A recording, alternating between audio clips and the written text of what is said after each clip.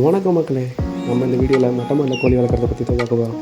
நம்ம நிறைய பேர் யோசிச்சுட்டு இருக்கலாம், வெளில கிடக்கிற கோழியெல்லாம் ஒன்றும் ஹெல்த்தியாக கிடைக்க மாட்டேங்குது, முட்டையெல்லாம் ரொம்ப இதாக இருக்குது, இதெல்லாம் ஊசி போட்டு வளர்க்குறாங்க.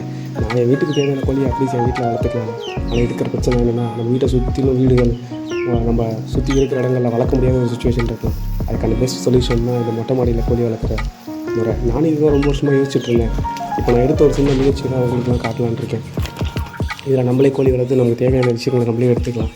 ஆனால் நமக்கு இருக்கிற மிகப்பெரிய கேள்வி என்னென்னா, கோழி வளர்த்தா அது ஸ்மெல் அடிக்குமே, பக்கத்தில் இருக்கிறவங்களாம் பிரச்சனை பண்ணுவாங்களே அப்படின்னு யோசிக்கிறீங்களா? அதுக்கான பெஸ்ட் சொல்யூஷன் தான் இந்த கடலைத்தூள். இது சும்மா கடையில் வாங்கினீங்கன்னா ₹2 3 கிலோ தருவாங்க. இது வாங்கி போட்டிங்கன்னா ஒரு 3-4 மாதத்துக்கு நீங்கள் அதை ரீப்ளேஸ் பண்ண வேண்டிய அவசியம் இல்லை. இது எப்படின்னா, அது திருப்பி அது போடுற வேஸ்ட்டெல்லாம் அதில் ரொட்டேட் ஆகிறனால அது எந்த ஸ்மெல்லுமே கொடுக்காது. நான் இப்போ ஆரம்பிச்சு 2 மாதம் ஆகுது, அதனால தான் இப்போ உங்களுக்கு இந்த வீடியோ போடுறேன். இது வரைக்கும் எனக்கு எந்த ஸ்மெல்லும் வரல. இன்னும் எப்படி இது 0 மெயின்டெனன்ஸில் இல்லை லோ மெயின்டெனன்ஸில் நம்ம பண்ணலாம் அப்படின்னு சொல்கிறத நான் வர எவ்வளோ எக்ஸ்பீரியன்ஸ் உங்களுக்கு ஷேர் பண்ணுற அடுத்த வீடியோவில். Thank you guys.